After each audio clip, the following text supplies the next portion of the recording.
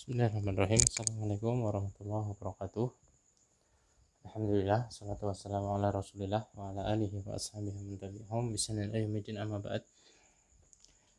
Ya para santri sekalian, rahmani wa rahimakumullah, kelas 9 yang semoga dirahmati Allah Subhanahu wa taala. Kita lanjutkan pelajaran IPS. Kita sampai ke pertemuan yang ke-10 ya harusnya, yaitu faktor penyebab dan penghambat sosial budaya. Setelah kita kemarin pada pertemuan yang ke-9 belajar tentang perubahan sosial budaya, ya, pengertiannya, kemudian penjelasannya, bentuk-bentuknya, mengapa bisa terjadi sosial budaya itu. Nah, pada pertemuan yang ke-10 ini adalah faktor yang menyebabkan dan juga yang menghambat maupun mendorong dari perubahan sosial budaya ini. Faktor penyebab terjadinya perubahan sosial budaya. Nah, ada dua, intern sama ekstern. Ya. Dari intern masyarakat, dari dalam masyarakat itu sendiri. Kemudian yang kedua adalah dari luar masyarakat. Adapun yang dari luar masyarakat ada 3, yaitu adanya perang, ya, ekstern. Perang ini kan antar negara ya, jadi masyarakat ya tidak tahu menahu. Kemudian ada bencana alam. Bencana alam juga kadang terjadi tiba-tiba. Secanggih apapun alat yang digunakan BMKG, yang namanya bencana itu susah untuk diprediksi. Bisa diprediksi, akan tetapi tidak bisa pasti. Prediksi itu hanya ikhtiar ya, dari segi-segi sebab-sebab yang bisa kita teliti, kita telusuri, ya, kita kumpulkan di situ hasilnya, kemudian kita prediksi melalui hal tersebut.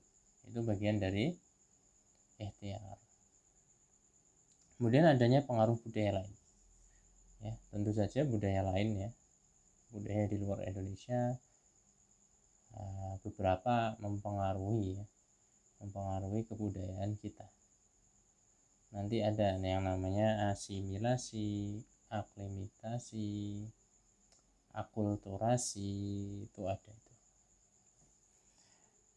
Nah, sebab dari intern itu yang pertama dinamika penduduk, adanya perubahan penduduk. Yang kedua adanya penemuan baru ya, berupa discovery maupun invention. Discovery itu penemuan yang baru, kalau invention ini penemuan lama diperbaharui gitu. Jadi istilahnya apa ya? Update, di-upgrade. Adanya konflik masyarakat dan terjadinya revolusi. Ini ya contoh faktor penyebab intern ya, yang tadi adanya peperangan. Ini kita lihat ini antara Israel melawan dengan Palestina ya, diawali dari sengketa keagamaan ya, sengketa agama, kemudian menjurus ke yang lain-lain, dan kita umat muslim bersama dengan kaum muslimin Palestina ya, yang ditindas oleh Israel ya, yang mereka mempunyai kepercayaan Yahudi Zionis ya. Mereka telah membantai banyak sekali kaum muslimin, dan kita doakan ya dari kaum muslimin Palestina bisa bersabar dan Allah menangkan. Ini adalah perang.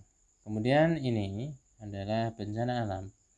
Ini tsunami di Aceh tahun 2004 ya, ketika semuanya dilanda, yang berdiri tegak hanya masjid besar di Aceh. Kemudian ini budaya asing ya, budaya punk, rambut punk. Ini sangat tren dulu, zaman saya kecil ini sangat tren ini, punk ini banyak di mana-mana, dan rata-rata orangnya menjadi di masyarakat itu kurang produktif. Ini salah satu contoh budaya yang menurut saya ini buruk ya, budaya yang buruk yang ditiru oleh beberapa dari bangsa kita dan menjadi budaya mereka gitu. Dan itu buruk. Kemudian nih kita lihat ada anak kecil yang sedang merokok. Ini juga sangat ironis ya, masih kecil dikenalkan rokok, padahal rokok itu nggak ada manfaatnya sama sekali, yang ada hanya mudarat semua. Bisa ditanyakan ke orang-orang yang punya basic kesehatan ya, rokok itu manfaatnya apa? Nggak ada, kecuali menjadi ngeyel. Biasanya orang yang susah dinasihati itu perokok, dinasihati soal rokoknya terutama itu ngeyel sekali. Kemudian yang ini ya, kelulusan coret-coret baju. Nah ini juga budaya yang kurang baik ya.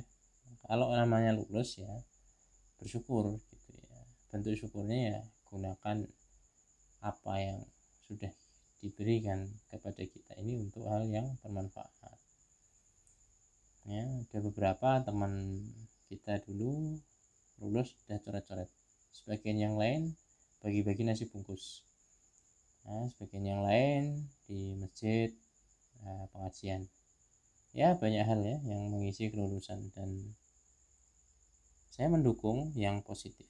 Yang negatif ya dibuang saja, itu nggak cocok dengan budaya kita yang ketimuran. Ini contoh dari faktor ekstern ya, ada dinamika penduduk ya.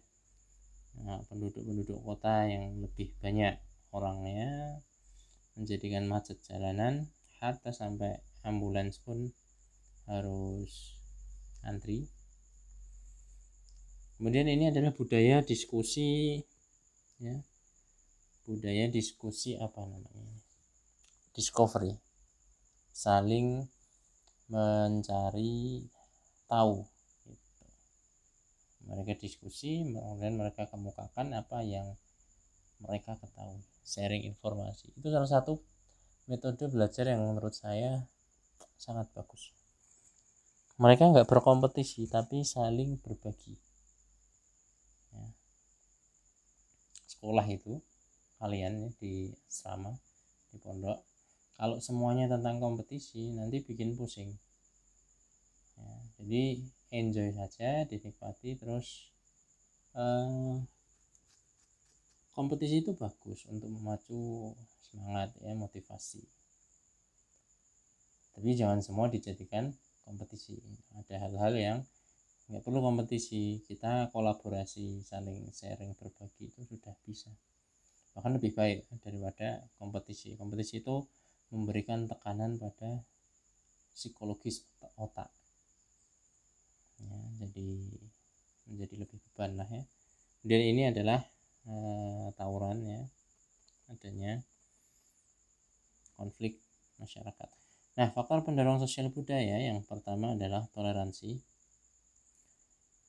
ya. Adanya toleransi maka bisa membuat perubahan sosial. Kemudian heterogenitas penduduk yang berbeda-beda ya, heterogen,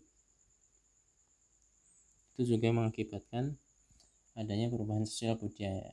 Ada beberapa dari bangsa kita mungkin yang suka budaya luar negeri, yang di Korea, ada yang enggak, ada yang suka di Jepang, ada yang suka di Thailand, ada yang suka di Eropa dan sebagainya.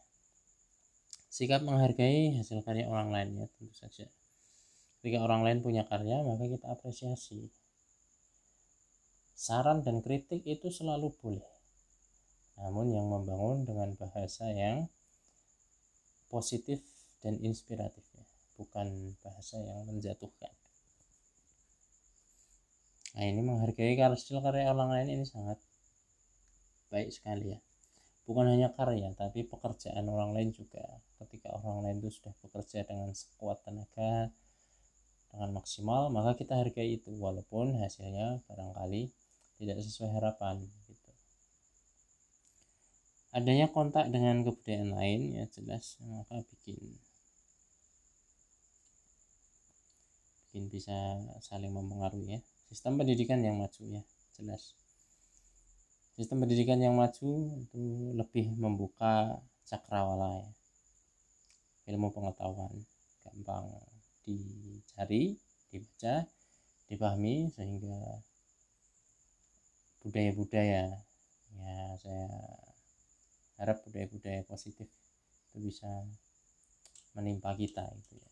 Seperti apa ya, contohnya di Jepang budaya membaca, nah itu kemana-mana mereka suka baca buku.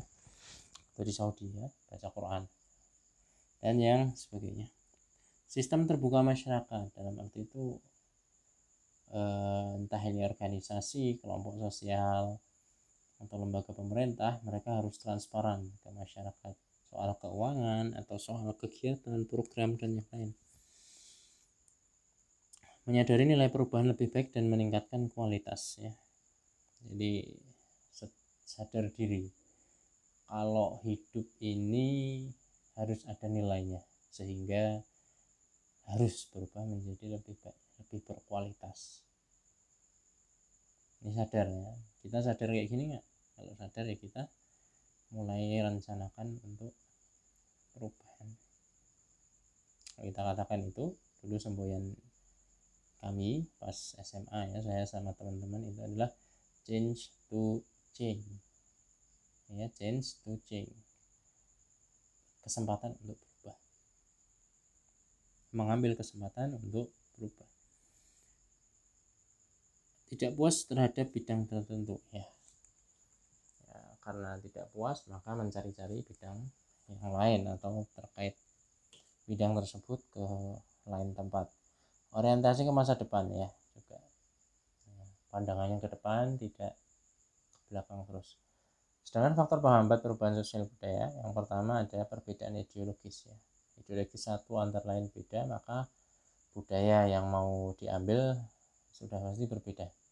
Contoh ya, dulu kita ada namanya Partai Islam, dulu kita punya politik ya. Kemudian ada juga Partai Komunis, PKI ya, Partai Komunis Indonesia.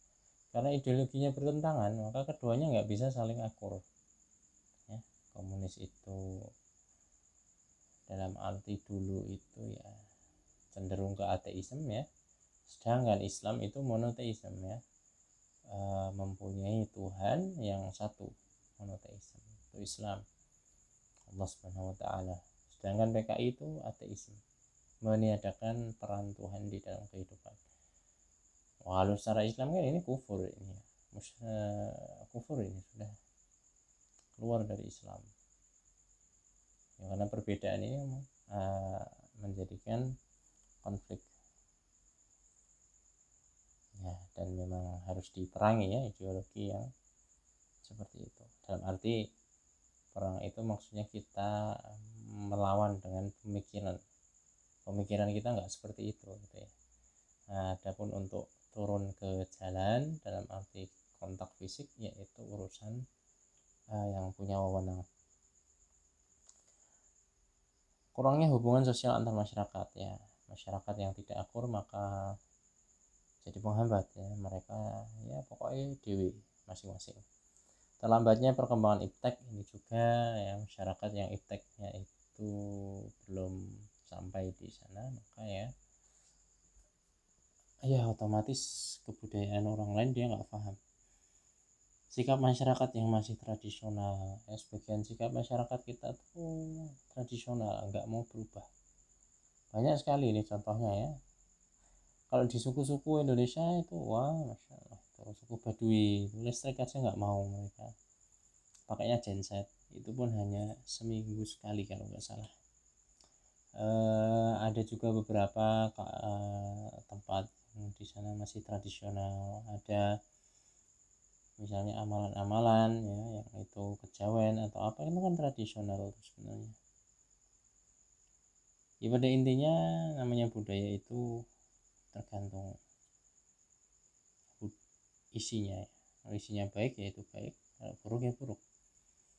dan tidak mengesankan itu sebuah ibadah, itu budaya, namanya budaya adat. Takut terjadinya kegoyahan integritas pada kebudayaan. Nih, biasanya orang-orang sepuh itu ya, mau diajak mikir berbeda itu takut. Oh, ini nanti merubah sejarah ini. Nah, itu takut. Terus kepentingan yang tertanam kuatnya, masing-masing kita punya kepentingan, orang-orang punya kepentingan. Ya, orang yang punya kepentingan A, kalau dia diajak B, oh, mesti nggak mau. Sikap tertutup dan berprasangka terhadap hal baru ini juga, dia nggak mau menerima hal baru ya, dia prasangka hal baru itu selalu hal yang buruk, tidak mau menerima iptek ya, padahal zaman sekarang ini zaman globalisasi, ini semua bisa kita akses secara mudah sekali melalui smartphone ya, melalui internet, sangat-sangat mudah, hampir semua bisa kita dapat informasinya. Adat atau kebiasaan yang mengakar ini juga sama seperti kepentingan yang tertanam kuat atau sikap yang masih tradisional itu termasuk di sini ya. Nilai hidup pesimistis ya, sebagian orang hidup itu pesimis. Apa mungkin ya besok begini, besok begini, nah, kayaknya nggak bisa ya begini, itu pesimis. Kita harus optimis. Tapi tugasnya nggak ada ya, kita masih pemanasan ya. Sekian, semoga bermanfaat. Bila ada yang kurang paham silahkan ditanyakan. Subhanakallahumma wa bihamdika asyhadu an la ilaha illa anta astaghfiruka wa atubu ilaik. Assalamualaikum warahmatullahi wabarakatuh.